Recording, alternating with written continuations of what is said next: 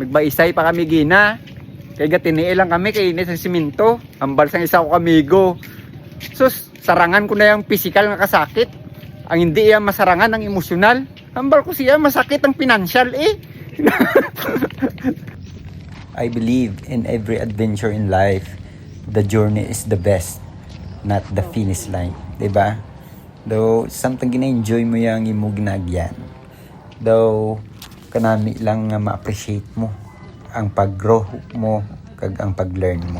Pero yun niyo. Yes, nakalambot nung kami di. Sa Alugayon. See? Bulokabok. Yan. Ako mga ukod.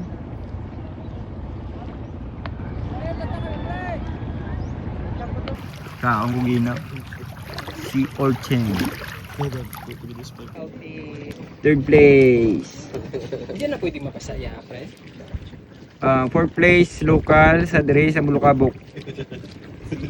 Kita nyo maglakad sa daw, wala lang kakadanlog. Wala na yung kapagingging niya. Mahinaw pa na sa kilid, pero matugaplak na karon. Tribo si Cab.